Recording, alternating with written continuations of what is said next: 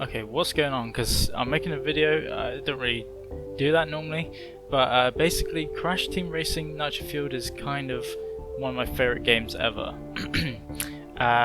This is partly due to me being a Crash fan for, as long as I can remember. Much longer than I've been an animator, which is I guess what I am now.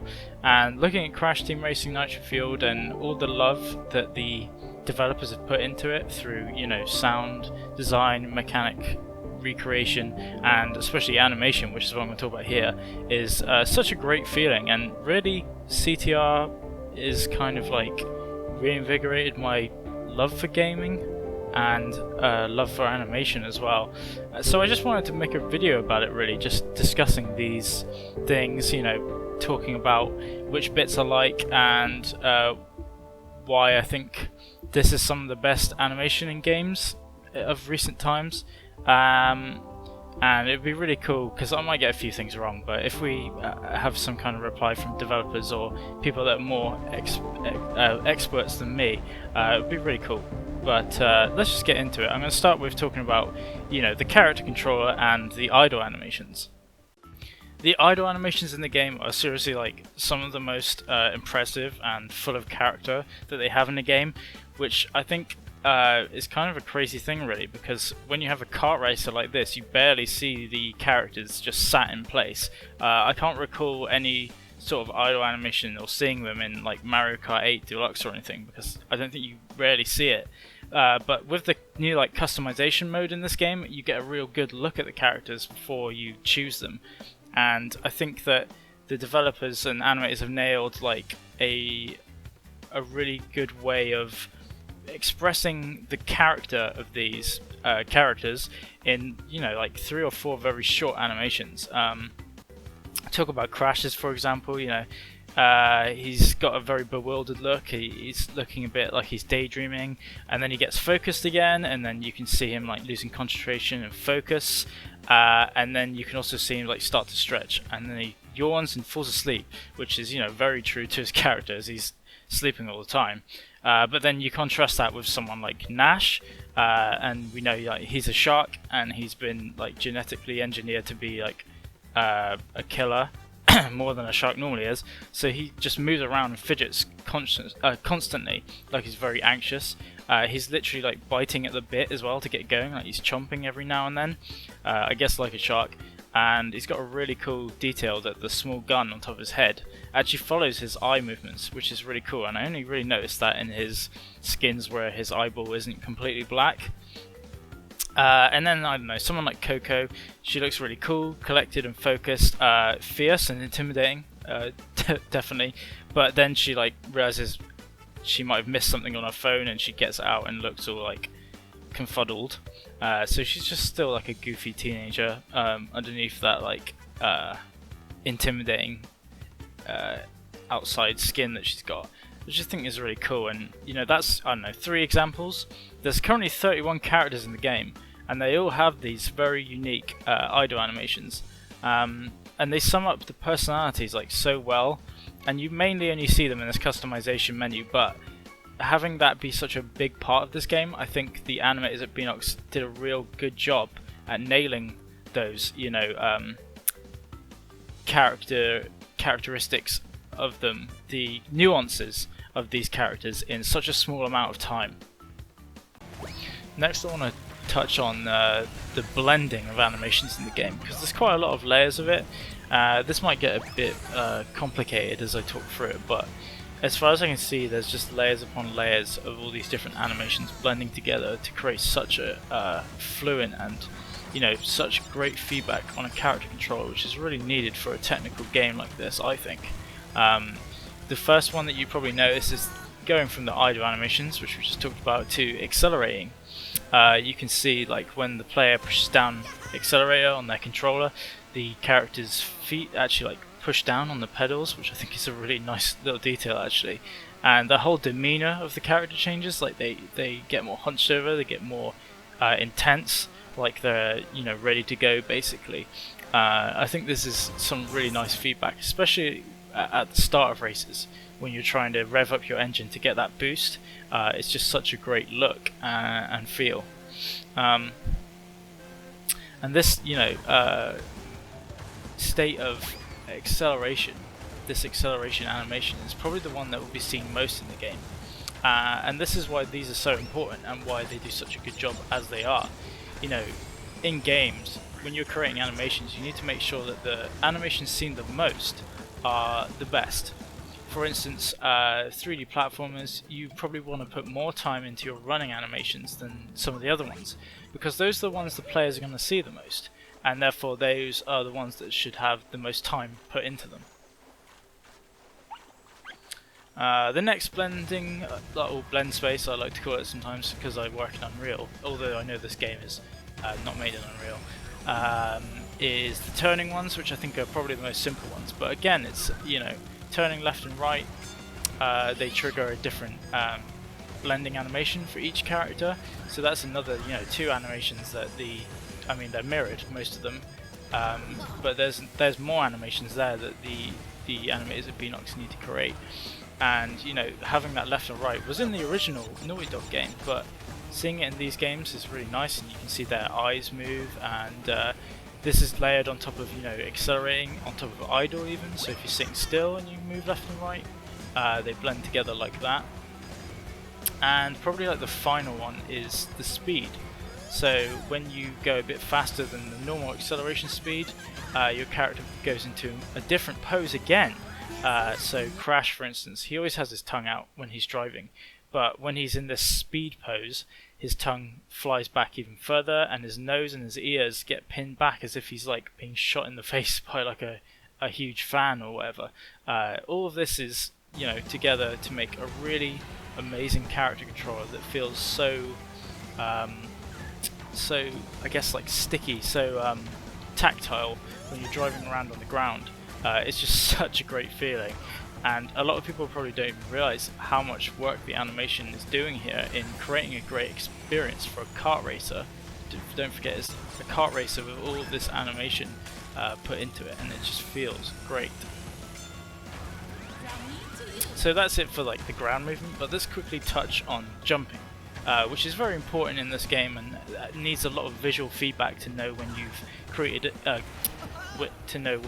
completed a successful trick jump, for instance. So it seems like there's mainly 3 different poses or animations that the characters go through. So they have a initial jump animation, that's when the player presses the jump button, and that will activate at the top of a ramp. And then after that they blend into a falling animation. So this is where the actual character is falling now, and the person in the cart is sort of like falling behind, basically. Like they might be standing up, or like their ass is out of the seat falling behind, sort of thing. Crash sticks his leg out the side, and some people are only holding on to the cart by the steering wheel in these animations. They're really great. But then it also gets transitioned into a third animation of prolonged falling, and this is I think apparent in every character, maybe not in Crash, I've heard people say, but the best way to test it out is major jumps like the start of Electron Avenue, and you'll see they transition from one pose to the other in their animations. Crunch will punch the air, and then after a while he'll punch the air with his other hand. And Megumi is another good example. She looks a bit excited and scared as she's falling, and then she transitions into flailing her arms in the air like she's on a roller coaster. Another great place to inject character into here, to all these nuances, like I said before, into every aspect of the game, in every way you control it. It's just so great. And I think this kind of visual feedback is really rewarding for the player as well, to know when they've done this trick jump, because they will then know that they get a speed boost from when they land. It's just so fun. So let's get on to what is obviously the most complex part of the game and the most ridiculous thing that they've actually added, and that's the podium animations. So there was podium animations in the original game, obviously. But these animations in this game are very like complex, and they really show the animators at Beenox flexing quite a lot, which is great. It's great to see that they don't have to be, you know, constrained to a cart for these animations, and they really just let loose. So let's just start with the winning animations. So, you know, when this character, or all of the characters have these animations. They have a different one for when they win. It will usually be like a celebration. With some of the evil characters, it's like an evil laugh. Crash dances, Coco takes a selfie, Cortex, you know, performs that evil laugh. Geary is one of my favourite ones because he begins by dancing, and then his like obsession with cleaning kicks in, and he starts trying to hoover up all the graffiti. It's just not graffiti, the confetti dropping around him, and it's so great. But then, you know, they have a different animation for losing. Some will take the loss well, like Megumi would clap her hands and, you know, shrug her shoulders like she's saying, oh, you know, maybe next time. But like Liz is not as happy, and she kind of does a slow clap while rolling her eyes, which is hilarious.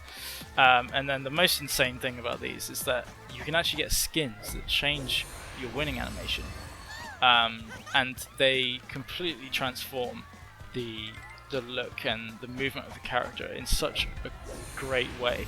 So, for instance, Purah is jumping around and bounding like a happy cat when he wins, but with the Musketeer Purah skin, he's got his sword out, he's swinging it about, and he's acting basically like Puss in Boots, which is obviously adorable. Komodo Joe will dance like a snake in his normal winning podium animation, but with his Komodo Khan skin, he's got like this weapon that he swings around, and he accidentally hits his head and his foot. It's quite hilarious. And Cowboy Fake Crash is a favourite of mine, to be honest. And as I've mentioned, you know, Liz, and Megumi and the others from Nitro Squad, I think this game has just done such a great job of showcasing, you know, how you can take characters that don't have a lot of, you know, they were just basically trophy girls, literally, in the last game, but they've been injected with so much character, with personalities, with nationalities. It's just great what Beenox have done, and, you know, fans are calling for them to be part of main series Crash games, and I'm totally on board with that because I can see it happening now, and I can't wait to see what they do with like Spyro and other DLC characters down the road. So don't be surprised if this isn't the last video I make about Crash Team Racing. So this video is obviously going on quite a bit, but I'm going to briefly mention the kart animations, because it seems like the karts have a rig of themselves, so it's not just like the wheels obviously turning around, but, you know, when that first customization trailer came out, I noticed that the karts were like bending and moving and squashing as the player like drives around with it, which I think is great. It adds such a great level of cartooniness to this game, on top of all the, you know, cartoony animation from the characters that you don't really see in a lot of 3D games recently, and, you know, it's so refreshing to see. And there's like 18 different karts in the game at the moment, and I assume they all use the same rig, but it's a great bit of player feedback again. There's like so much animation in this game that I really can't even cover it all right now, because there's things I'll be forgetting, but some quick extras that I'm thinking of is like the menu animation when Crash appears with like the trophy is great squash and stretch, great poses, and I love that if you stay on that screen for a long time, his jaw will start to ache. But there's like different animations for like when you lose and when you win a race. So not in the podium, but the camera will like position itself to look at the characters, you know, just after the race ends, and they will perform like a unique animation there, which is blended into the rest of them. As I mentioned earlier, it's just crazy. And the scenery animations in this game are incredible. Like I haven't really touched on this at all, but so much effort was put into the actual tracks, and you barely see them if you're driving around normally. But if you like stop, and I suggest that people do, and I see how people have been doing, if you stop and just look around, like you see some incredible details. I'll just go into Papu's Pyramid at the moment because it's you know, a great example, I think.